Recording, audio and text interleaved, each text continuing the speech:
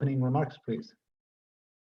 Okay. Thank you for joining us this evening for the September 21st, 2021 Montecito City Council meeting. Before the meeting is called to order, I would like to point out a few house rules to assist council members, staff, and members of the public to successfully participate in this meeting. Council members, your microphone is live, so please keep your microphones on mute until you wish to speak. For tonight's meeting, we are using Zoom to host the City Council meetings. At the bottom of the Zoom client, there are two icons, chat and raise hand. Please use chat only to report technical issues such as being unable to hear a council member speaking. Please use raise hand to be recognized by the mayor and unable to speak to the council. To comment under oral communications or under any agenda item, you are allowed 3 minutes to speak per agenda item. Emails limited to 350 words can also be submitted to the city clerk, and it will be read into the record. This word limit is set to adhere the typical 3-minute time allowance. Only attendees using Zoom application can use the raise hand option to comment. Participants calling in from a telephone will only be able to listen and cannot provide feedback or public comment. Lastly, because we're not all in the same room, all votes in this meeting will be taken by roll call. Thank you. I hereby call the regular meeting of the Montecito City Council for Tuesday, September 21st to order. Roll call, please. Councilmember Lawler, Present. Councilmember Mekachuk, Present. Councilmember Turner. Oh, Councilmember Turner has not. She's trying, right? She's- Okay. She's working on joining. Please keep Yes, an eye yes. out for her and we'll note when she joins. Thank you. Mayor Pro Tem Pelahi.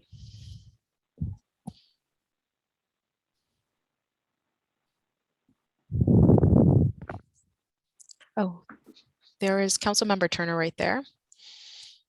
All right, we'll let her audio connect. Excellent. Yeah, and I'm here also. Thank you. Can you hear me or not? Yes, I can Okay. hear you, Councilmember Turner. Thank you. Thank All you. right, And then Okay. Mayor Luthold. present. Great, thank you. All right, everyone is here. So let's begin. Any changes to the order of the day, Ms. Gonzalez or Mr. Leonardis? No, Mayor. Okay, with none, we will now move to oral communications.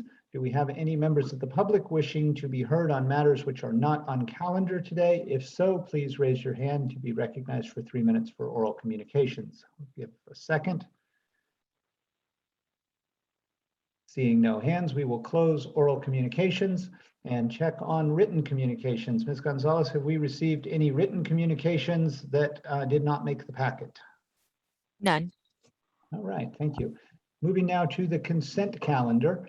The consent calendar is a group of items which are generally taken together. We will allow brief questions and answers if council members have minor questions. If there are any major issues that a council member wishes to have withdrawn from the consent calendar for more full discussion, please raise your hand and let us know. Seeing none, let's go ahead and see, do any council members have minor questions for staff on any of the items on the consent calendar? Being none, do we have a motion to adopt the consent calendar? So moved. I'll second that. We have a motion by Councilmember Mekachek, a second by Councilmember Lawler. Roll call vote, please. Yes. Councilmember Turner, Yes. Councilmember Lawler, Yes. Councilmember Mekachuk, Aye. Mayor Pro Tem Pelahi.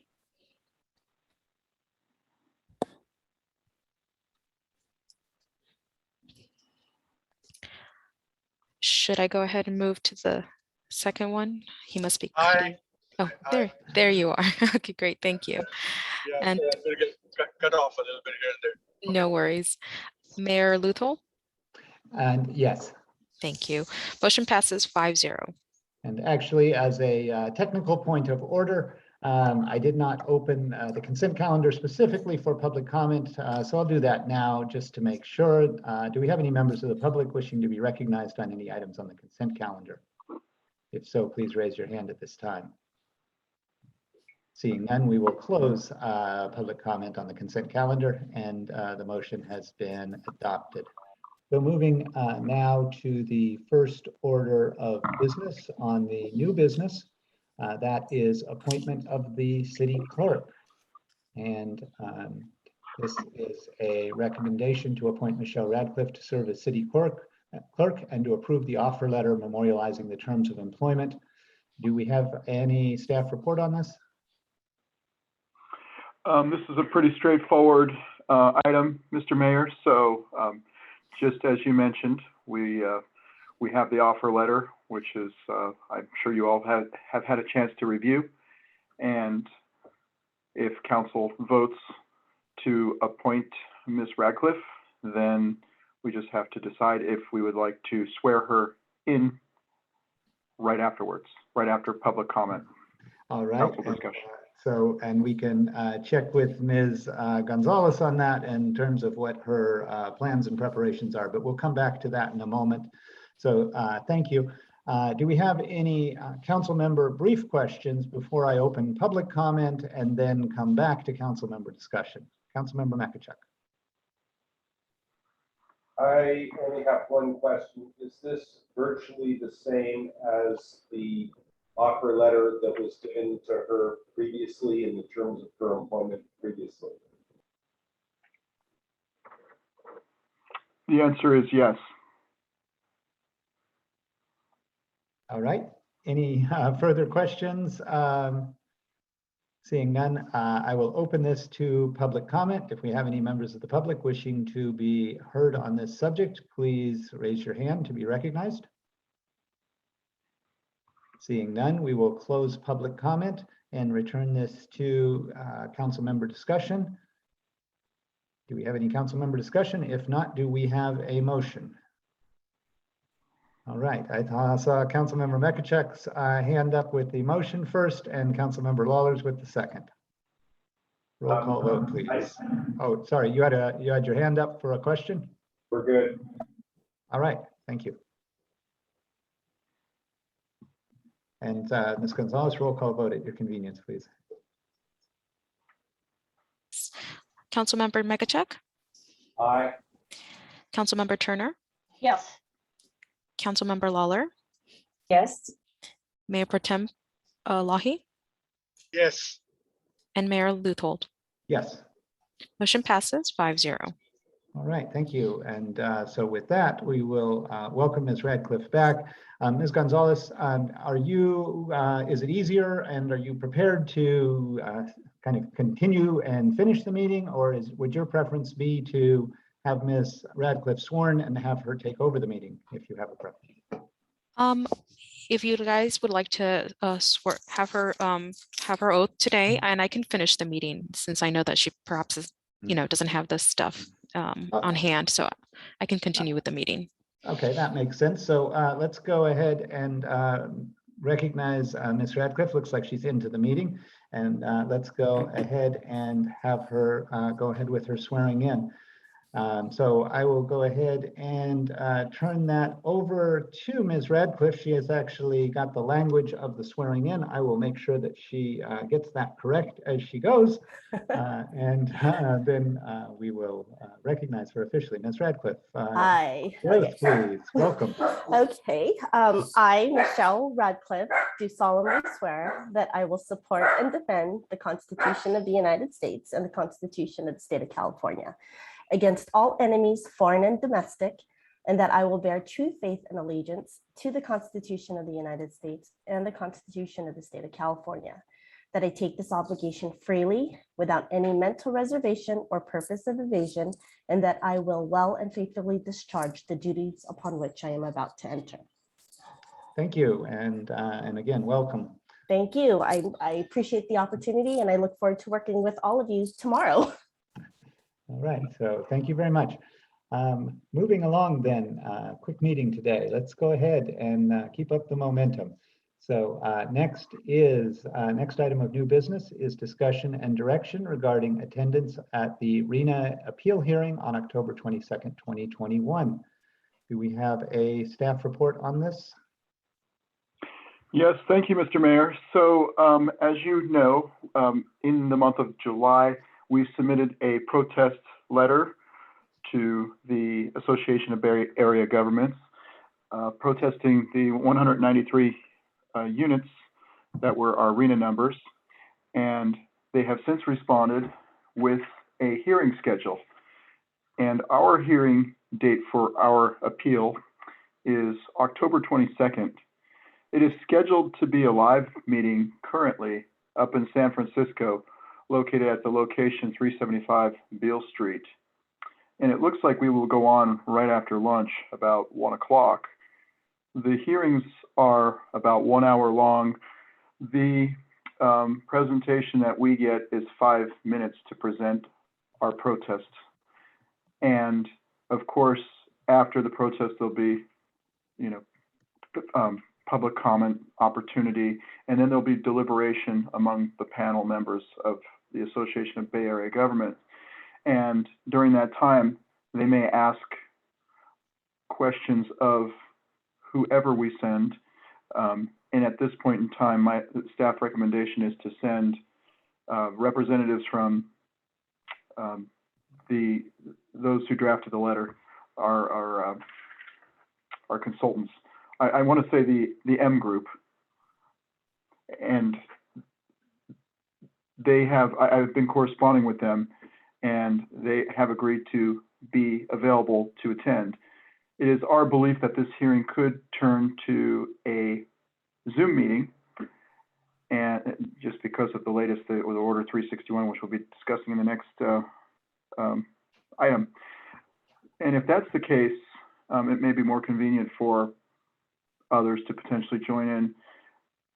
I believe there could be some value if, of course, the public came on board, and if there's members of the public who wanted to support the protest letter.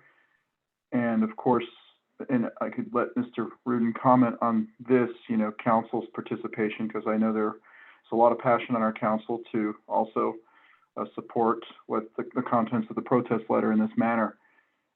It is also recommended by the consultants that we have our city planner available to answer technical questions about lot sizes and setbacks and those types of things, having all that information at hand. So staff plans on being an attendee at the meeting, as having the city planner as well as myself, city manager, be at the meeting.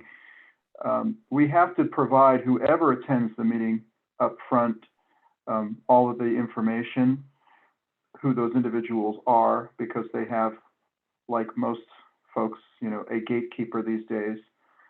And again, we're not sure if it's going to be live or in person or Zoom, but they did request whoever will be attending the meeting to please send the email, name, and title of the individuals. And that concludes the overall report. I am available for questions. We look forward to council's deliberation on this item. Great, thank you. Council members, any initial questions before we turn to public comment and then full-scale council discussion? Ms. Turner. Yes, I just wanted to make a comment here. I did attend the Zoom meeting for SCAG when they were holding their meetings. So I would suggest that whoever goes, listen to the SCAG meeting, so you get an idea for how long, what kinds of questions, that kind of stuff. Thank you. Okay, any other council initial questions, comments up front? Yes, if I may. Yes, Mayor Pro Tem Elahi. Yeah, I understand there's a comment period. During the comment period, can additional people from our side also ask questions and make comments, or is that restricted to non-party people? Thank you for the question, Mayor Pro Tem. It's my understanding that it's it's like a public hearing. There could be members of the public who wish to comment. There could be council members. Maybe, I don't know if all 5 of you could, would be able to to comment, we'll have to have Mr. Rudin coach us on that, or consult us on that. But, there could be a couple council members who could join the meeting and comments as well. I think that would be valuable. As far as the presentation is concerned, I think the best approach is to have the consultant who drafted the letter do the presentation. But certainly the commenting portion, others can participate. And it will depend, typically on whatever rules the, ABAG or whoever's hosting a proceeding on an appeal adopts procedurally. But typically when there are time limits, they are imposed on, the appellant, writ large. So anybody who the appellant brings will be subject to the time limit. So if there's a 20-minute speaking limit or whatever, or presentation limit for the appellant to make their case, they're not going to allow people to get around that by having, 20 associated parties be able to speak for 3 minutes. So I would suspect that ABAG is going to have that type of limitation. Yeah, I understand if council members start speaking, but if it's a citizens of Montezurino or somebody else who's interested, it's kind of hard to keep that out. No, and I think that's correct, is, certainly members of the public, whether that's citizens of Montezurino or interested parties or whoever, is likely to have the opportunity to speak their mind at that sort of proceeding. But and they're unlikely to be limited to, the speaking period that the city is entitled to if they're not directly affiliated with the city. All right, so that opens up options of finding the regular public members also to come in and speak. And the other question I had, I understand the consultants have worked on it, but really, and I guess this is better for discussion. My preference would be for the mayor, Charles Leuthold, to take the lead on it because it is a legal stuff, and I think the mayor is very familiar with everything that's gone into the documents. The consultants may be available, maybe given some time on it, but I would prefer the mayor to take the lead on it. And Right. I just wanted to make one comment before I said the M group. I'm sorry, I had I was a little mixed up. The M group's handling our objective standards and the other items, our general plan updates, et cetera. It's EMC group the EMC planning group was the one who drafted the protest letter. So that's the consultant on this. All right, and we can coordinate on that with them related to whether I have a speaking role, whether other members of the council who are particularly involved have a speaking role, and we'd have to look very carefully about what the time limits are so that we can use that time efficiently and not be transitioning between too many people. Councilmember Lawler, you have an initial comment question? Yeah, I just had a quick question. You mentioned that there might be a fee related to having EMC group go as well, and I was just wondering if you had an idea of what that might be. Thank you, Councilmember Lawler. They have not responded with a question about what their fee would be. So I will try to get that information. I did want to bring up one other point.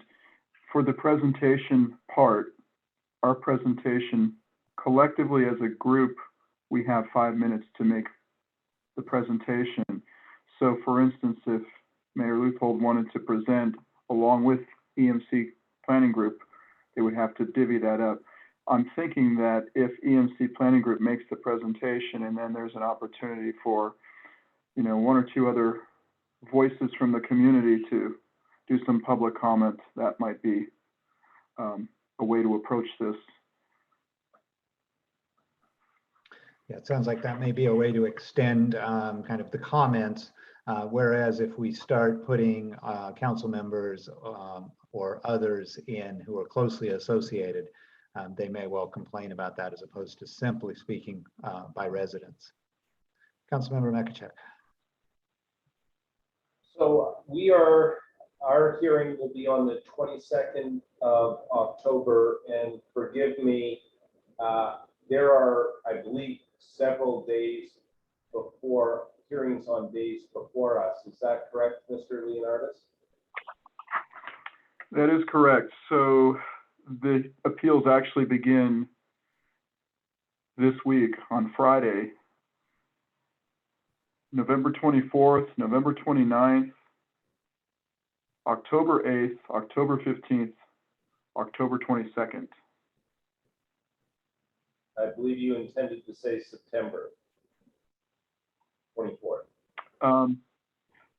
So we have September 24th, September 29th, October 8th, October 15th, October 22nd is us, and then it goes to October 29th will be the last appeal day.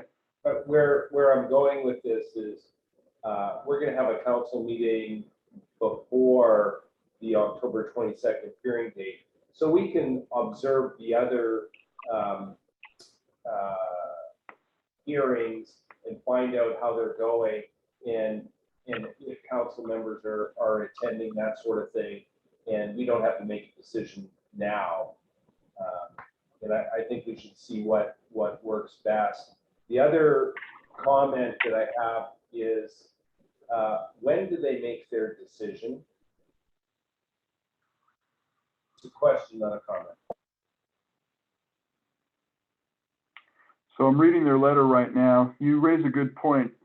I'm not certain how accessible the meetings will be, but I can find out about that, and we can revisit this topic on October 5th. It's our next council meeting. We do have to tell them by October 12th the information of who will be doing the presentation, provide them whatever slide presentations we may be using, the list of everyone's name and email address, et cetera, et cetera.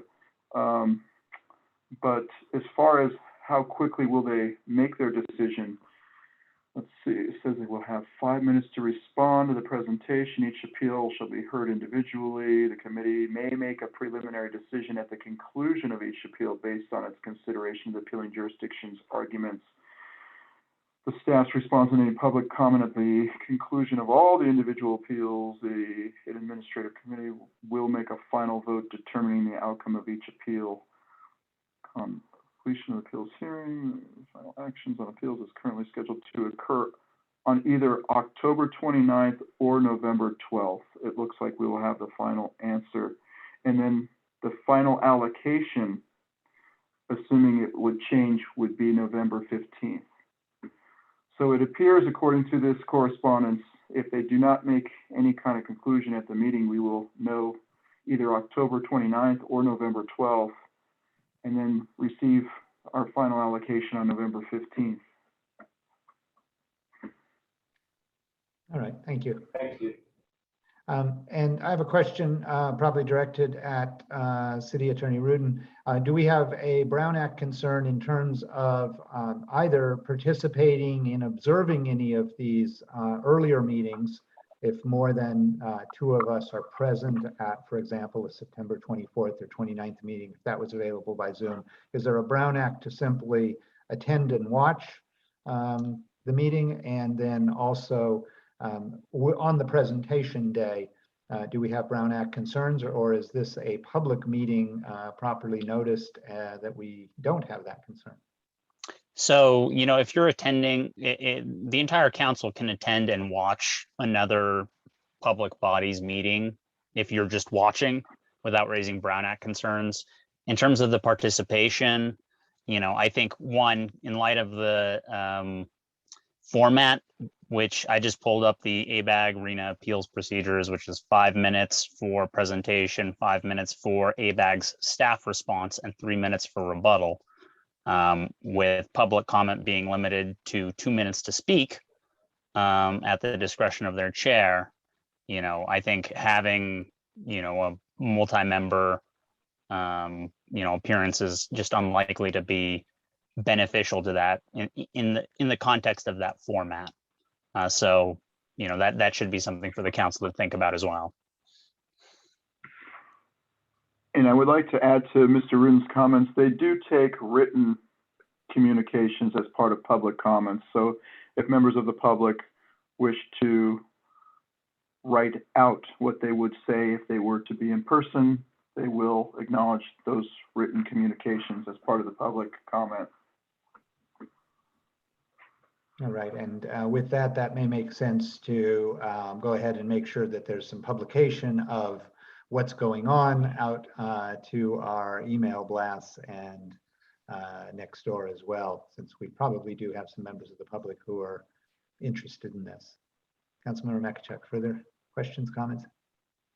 Yes, thank you. I did see that there were some public comments already received on certain of the appeals. And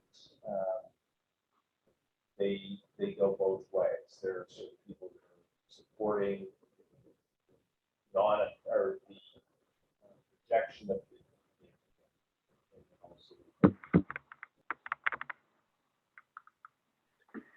All right, if we have further questions, we can go ahead and take them. Otherwise, we can open this officially for public comment to take care of that technicality.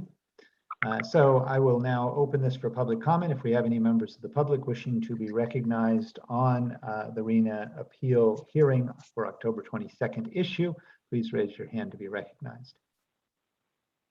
Seeing none, we will close public comment and return this for further discussion by council, if any, or action, if any, is necessary.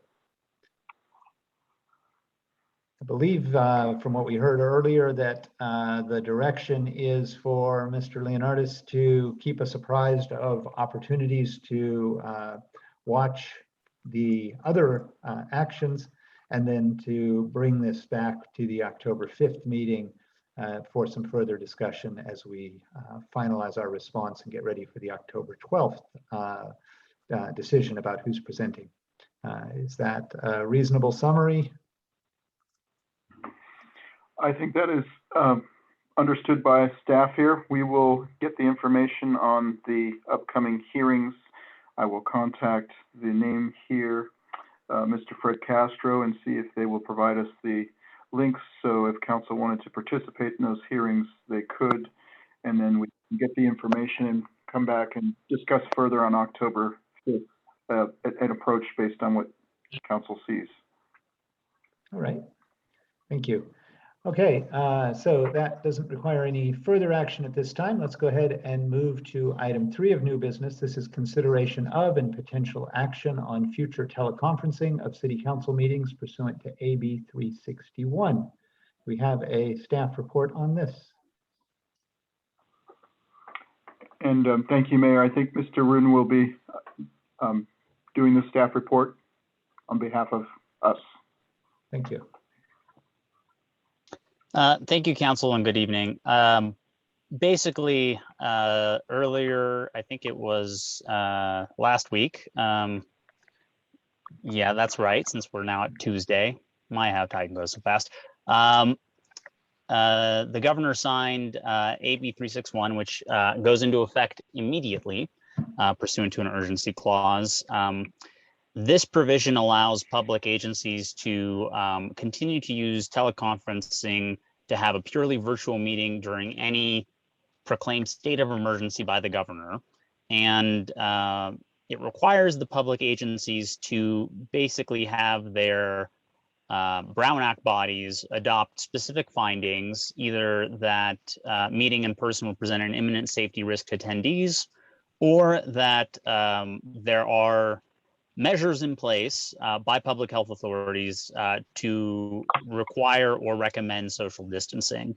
At this time, as the staff report notes, the CDC has been tracking COVID transmission within Santa Clara County and has noted a substantial community transmission with 148 new hospital admissions and 21 deaths. The CDC keeps track of that, based on weekly aggregate statistics. So, there is a basis for the city council to make a finding that meeting in person does create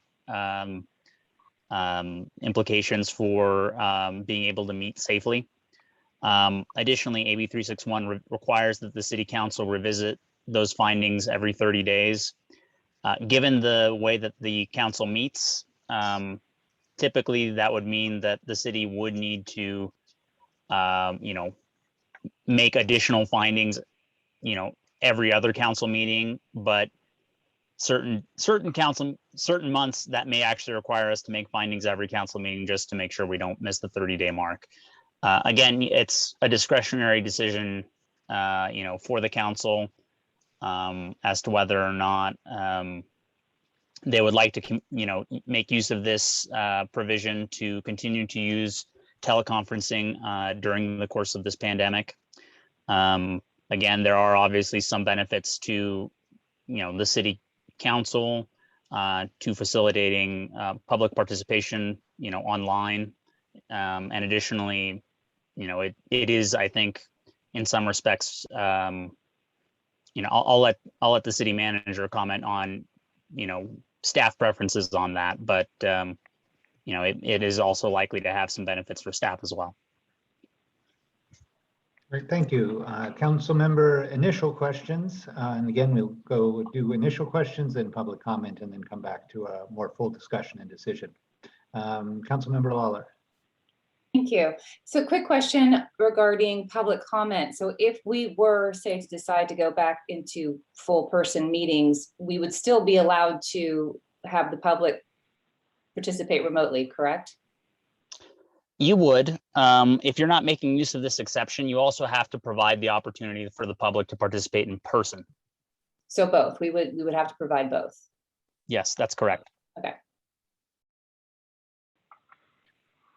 All right, Councilmember Mekachek. So maybe I missed this. Is it either 100% of the council members have to be at City Hall in person, or 100% have to be remote? Could 2 people be in council chambers and 3 people be remote? That's my question. So beginning October 1st, the regular Brown Act requirements go into effect, which means that if council members want to appear remotely, they need to post an agenda 72 hours in advance at the location they will be appearing remotely from. They will need to make sure that location is open to the public. So if you want to participate from home, you have to make sure your home is open to the public. And, that location has to be published in the agenda. And historically, those kinds of requirements have made using teleconferencing very difficult. So as a practical matter, unless you can comply with those requirements, council members would need to be in council chambers. Additionally, in the Brown Act, typically at least a quorum needs to participate within the jurisdiction. I believe that those requirements do go back into effect October 1st, regardless of whether you're relying on this exception. So there is that to consider. But if you are relying on this exception based on the proclaimed state of emergency and concerns about being able to meet safely in person, then you do not need to comply with the requirements to post a agenda in advance or make your home open to the public if you'd like to teleconference. Hopefully that answers the question. Yes, it does. Thank you. Okay, and Councilmember Turner. Yes, I do have a question. If we go into City Hall, are we required to wear masks as we speak all throughout the meeting? I will typically defer to the guidance and the requirements of the Santa Clara Public Health Officer on that question. If you give me a moment, I can look up the current order and the current masking guidance and report back to you on that. May I ask another question?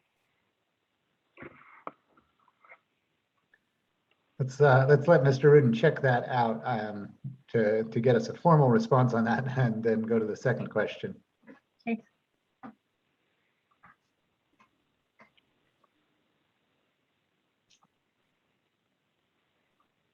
believe the last I saw was that in office requires to be masked. So in Santa Clara County, but let's yeah, check with Mr. Rudin. I believe the August 2nd order, let me see, I just pulled it up. The August 2nd order, entitled Order of the Health Officer of the County of Santa Clara requiring the use of face coverings indoors by all persons, strongly suggests just in the title alone that there's a requirement that you wear face coverings at council meetings.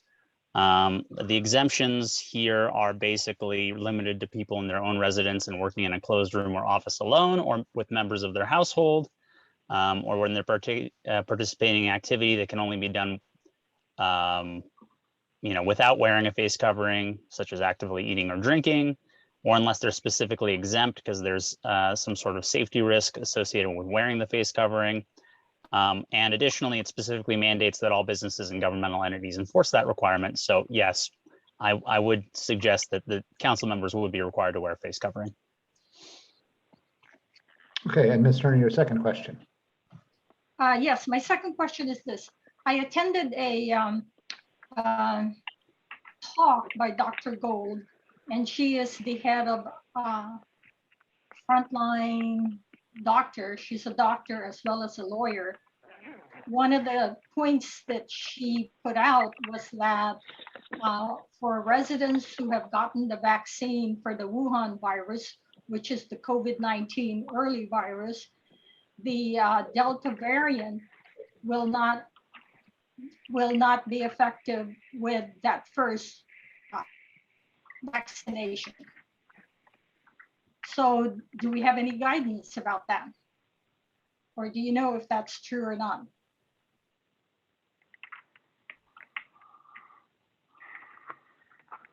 I'm not sure if that question is directed to the city attorney or to staff, but as the city attorney, I can say that I have no knowledge of the answer to that, and that seems like a public health officer question.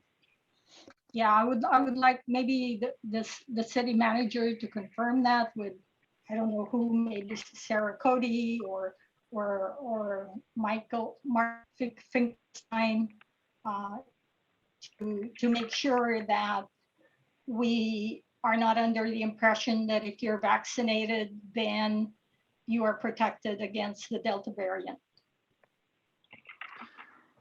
All right, yeah, we can have staff follow up with the health officer. Tomorrow we'll also have Liz Gibbons at the mayor's and managers meeting. She may have some more visibility as she's been very active on that. Also, Ms. Lawler, I'm not sure if you have any up-to-date information from any new meetings with the local health officers. Sure. Well, the meetings have really tapered down. We've only had one in the last couple of months, and it was really to address getting back to work. My understanding, though, is that the vaccinations are effective against the Delta variant. However, if you can get a breakthrough case, but you will not get very sick nor hospitalized. It was never supposed to be, never designed to be 100% foolproof. All right, well, let's have staff maybe check what the latest guidance is, if there's anything, and can send us links to the latest from the health officers so that one, we have that information, and number two, we can be ready to disseminate it to the community if it's deemed appropriate that we have good information to pass along. Councilmember Mecca, Ms. Turner, did you have further questions? No, thank you. All right, Councilmember Mekachek.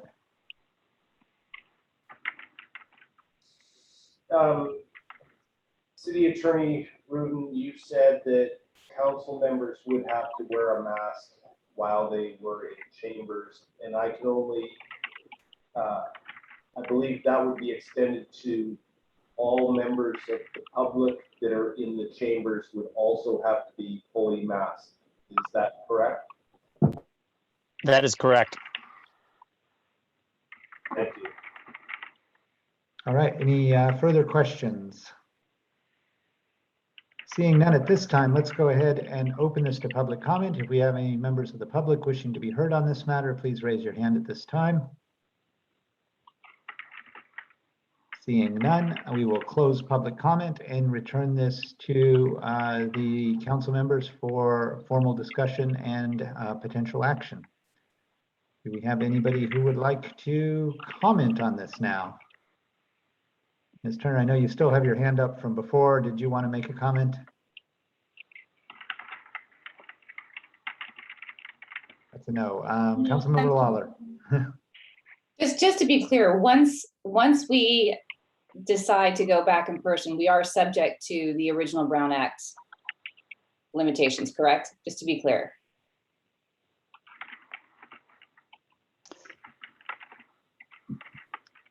Yes, basically, unless the council takes some affirmative action, it will be subject to the original Brown Act requirements effective October 1st. Now, that being said, the council can, depending on conditions and as facts and circumstances may change, just because you do not adopt, these findings now does not mean that you couldn't adopt them later. Okay, But based on sort of the information that is available and out there, if the council wants to make those findings now, there does seem to be support for them. okay, thanks. So this basically is giving local jurisdictions control over and flexibility over our meetings to a degree. Thank you. Thanks. Okay, Councilmember Turner. No questions. I can't put it down for some reason. It will go Oh, down. no worries. It's off now. Okay, thank you. All right, Councilmember Mekachek, did you have any comments on this subject? Yes, I guess we haven't made a motion yet, and I think you'd be looking for a motion perhaps.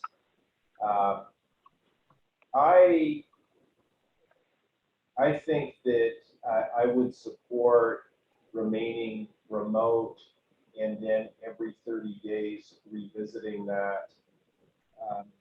But I would be open to hearing other council members' comments, obviously. But at this point in time, I could support staying remote.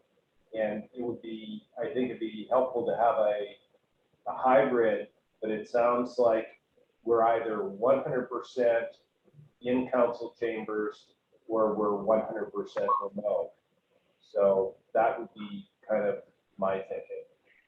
But I All can right. go. Yeah, and thank you. Mr. Leonardis has his hand up for some staff opinions on this, so let's go ahead and recognize Mr. Leonardis briefly. Thank you, Mr. Mayor. And I just wanted to make one more comment, and Mr. Rudin can confirm this, but if council decides to go live, we were originally planning on that for October 5th, but it would be sort of a hybrid type meeting originally. Whatever path we choose, I believe we have to do it for Site and ARC and Better Streets and those other bodies. I don't know if that includes the Youth Commission. I think we were going to bring the Youth Commission back in the chamber on the 5th, but we may now change that just because of this new order. So I think whatever the council direction is, we should probably be consistent across all of our committees. All right, thank you. Ms. Turner, sorry, Ms. Lawler. Right, thank you. Also, I guess really, that's right. That's a really, really good point. We have to consider everybody's comfort level and well-being. And given that we still have a basis to continue as we are, then I suppose that's probably the best course of action at this point. All right, thank you. Mayor Pro Tem Elahi, if you want to weigh in, go ahead and unmute yourself. Thank you. Yeah, I mean, I know it's convenient to not have to come to the council meetings, but I think we lose something by not being face to face and being present. So I would encourage us to go face to face as soon as we are comfortable doing so. And also this brings up the question of the staff and everybody else, whether they're going to open up the office for personal appearances. I think calling in and answering phones is probably not very convenient for the citizens. So we need to be thinking about doing both of these as soon as it's safe and possible. All right, thank you. So adding one additional piece of information, which I've experienced recently, and that is I've been working with several judges in attorney matters, and they've come to a consensus that surprised several of them, that it is actually far superior to see people's faces face-to-face via Zoom, with all of the expressions that you can see and looking right at somebody and seeing them. They actually get quite a bit more comfort and information that way than they get with a person in a courtroom masked in front of them. So that made a big impression on me, and I've actually found the same thing in my own practice, that that it's actually quite a bit easier to communicate when you can see the person speaking to you. So with that in mind, and kind of coming off Councilmember Turner's comments and pointing out about the masking, I would certainly, my preference would be to continue the online meetings until such time as we could be meeting without masks. And that may or may not be soon, depending on what the health guidance is coming to us. The other comment I had related to that, let's see. So basically, and I think also in terms of safety, there is the concern that the Delta variant is bringing about breakthrough cases. And so until it's a little more clear where that's going, certainly into this first month, it seems to make sense to me to continue with the virtual meetings. And while it would be nice to be in person, I do really think that this format benefits us all being able to see each other.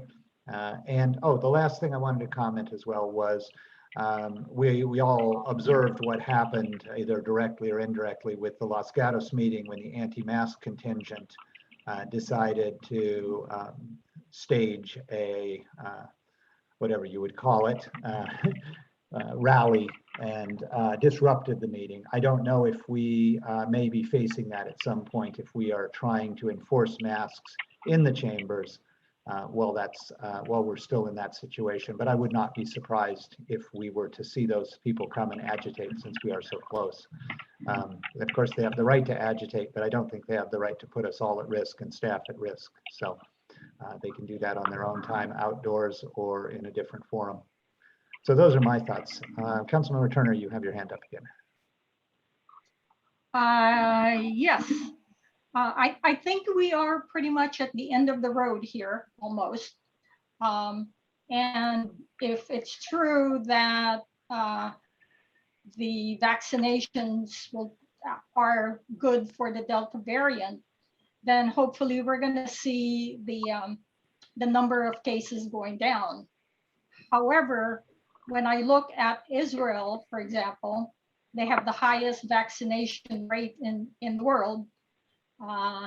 And now they're struggling with the Delta variant. 50% of those who were vaccinated carry the Delta variant. So I'd like to be cautious, and I would vote to not go in and protect our citizens. All right. Thank you. Sounds like there's consensus that direction. Do we have a motion to adopt the resolution to pass the findings and to stay in remote for now? So moved. That was Councilmember Lawler, and I will second that motion. Councilmember Mekachuk has the second. Ms. Gonzalez, roll call at your convenience, please. Councilmember Lawler, Yes. Councilmember Mekachuk, Aye. Councilmember Turner, Yes. Mayor Pro Tem Lahi.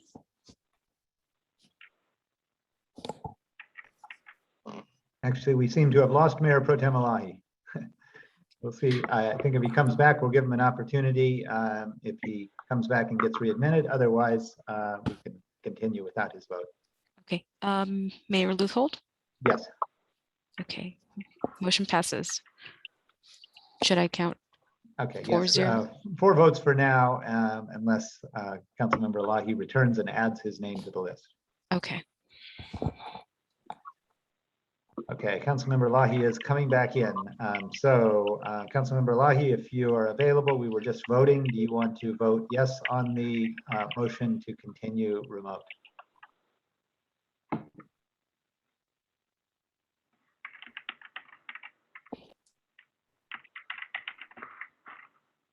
Mayor Pro Tem Elahi, do we have you and do we have audio yet? We'll come back to you when you get audio. If you wish to add your name to the ayes or a no, just let us know. So we'll just jump in and interject that at any time when you have good connectivity. Meanwhile, let's go ahead and move on to committee and commission reports.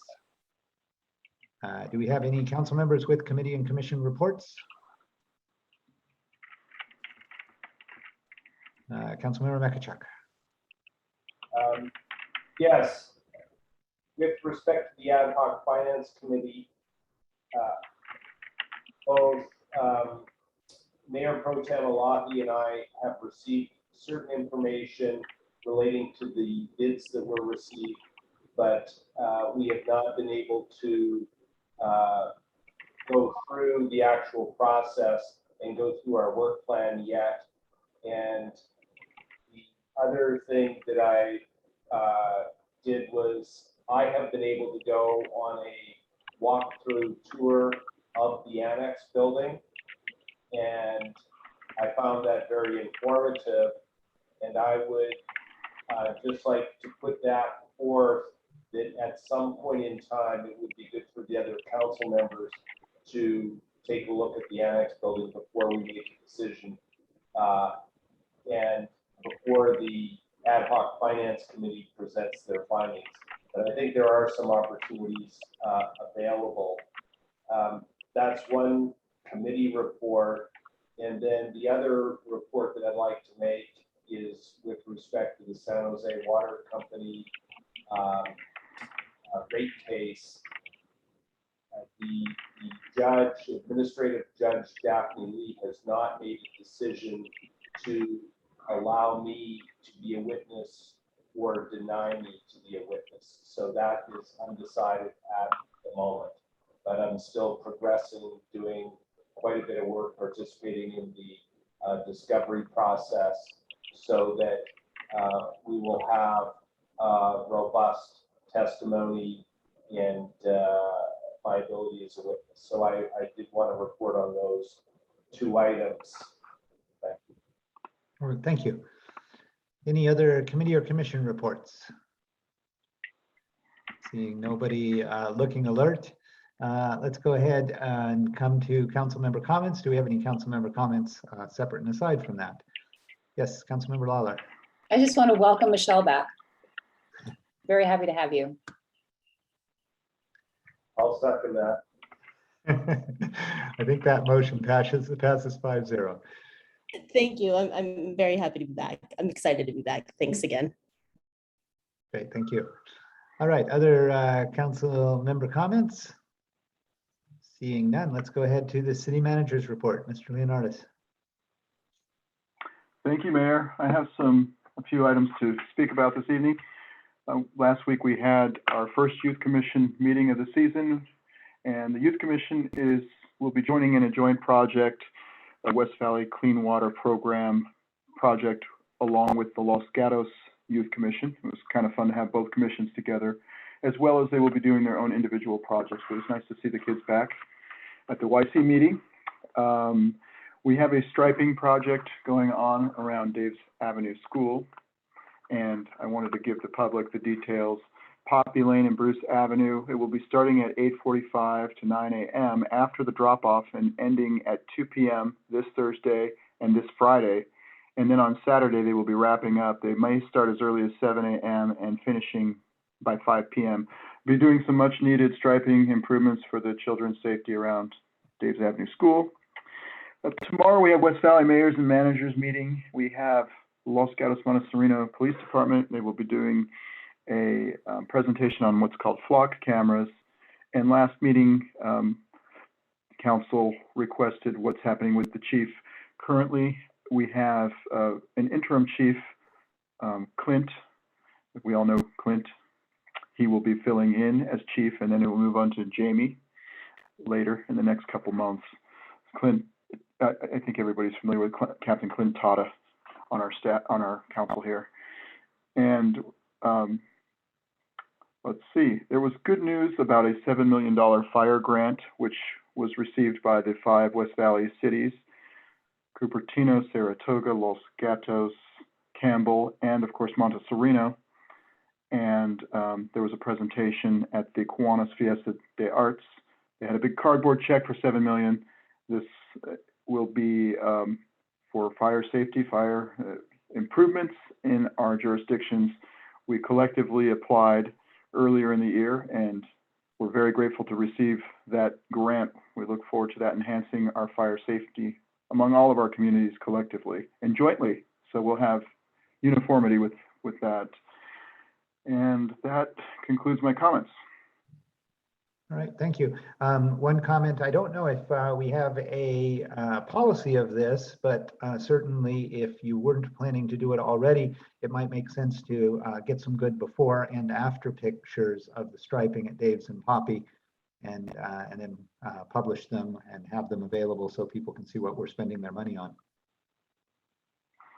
I will send a message to our city engineer to take some photos. Great. All right. Any council members want to bring forward any future agenda items, particularly at this time, to make sure that they're on upcoming agendas? Okay, I saw Councilmember Lawler's hand first.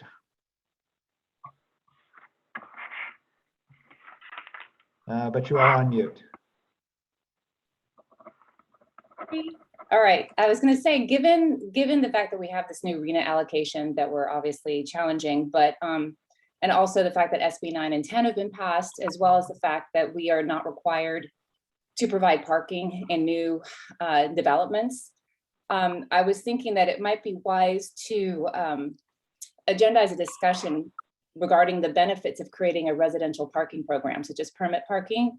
There might be some streets in our neighborhood that might benefit from that, particularly ones maybe off of Winchester that seem to get a lot of construction parking or other kinds of things. I think maybe getting ahead of this now before we start having a problem might be wise. So I'd like to agendize a discussion on this.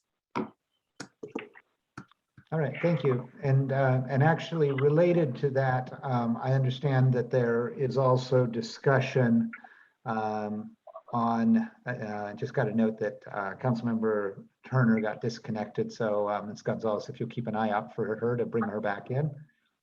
Looks like she's working on it or may need to be booted out so that she can come back in. Related to what Councilmember Lawler was saying, I think there are some potential discussions going on regarding possible initiatives to try to either undo or change SB 9, SB 10 from a citizens initiative level. That might also be something that we might want to host some sort of public discussion about near appropriate time. Not sure if that would segue directly off of what you're talking about with our getting ahead on residential parking idea.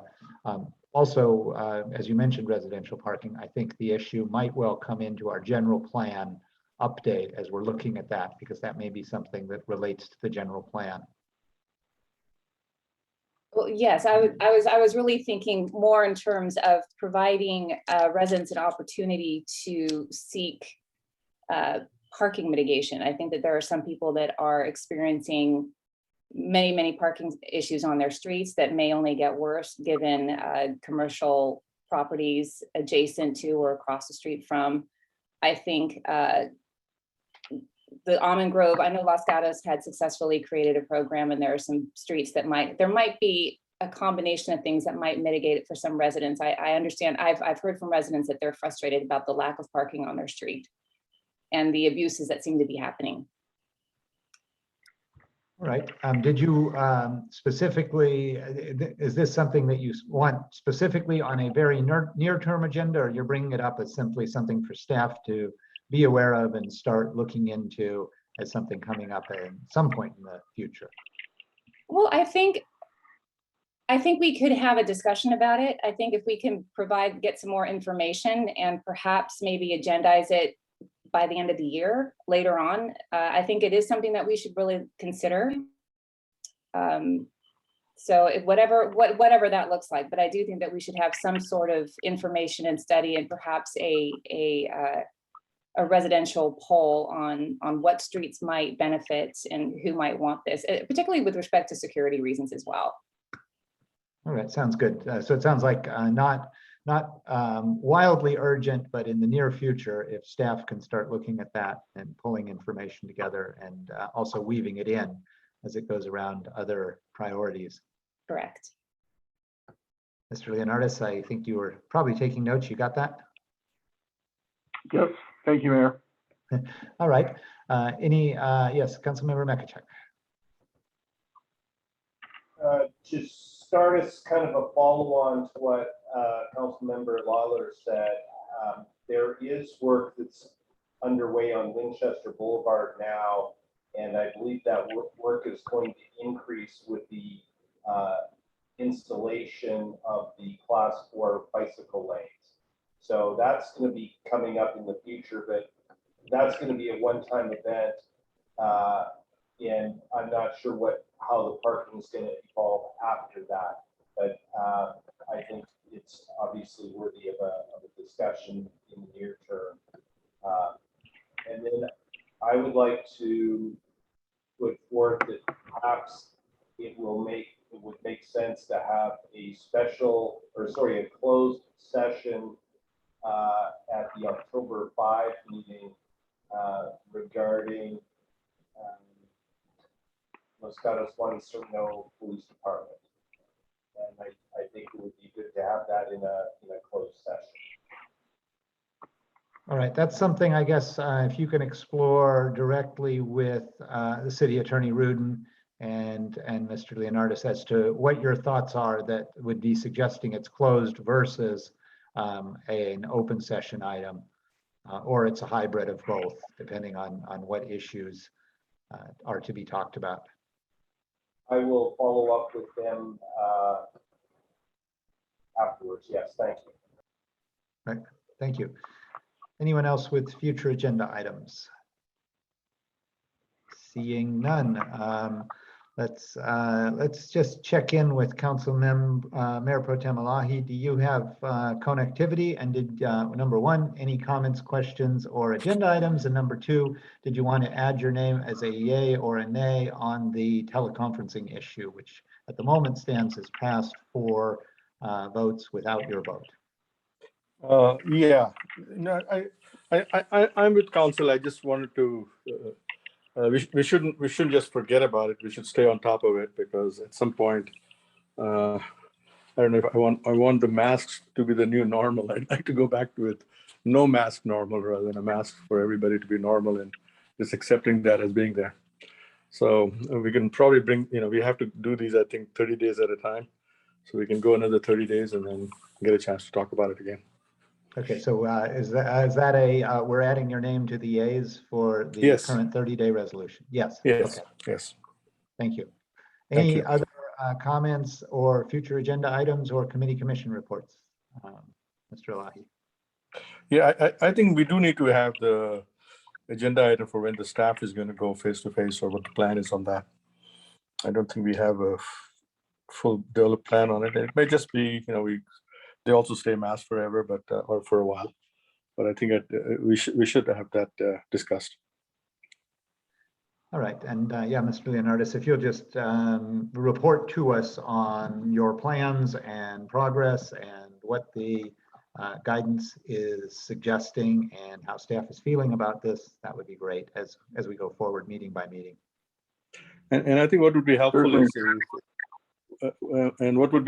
Mr. Leonardis can give us some idea as to whether it's taking longer for residents to be able to communicate with somebody and getting return phone calls and all that, whether not being face to face is causing has caused any changes in the service that the city of Montecito is proud to provide to its residents. Certainly, I can comment on that briefly right now, if you would like. Sure. No, let's just do it with when you have a plan and all that together. We can do it together. Be more comprehensive.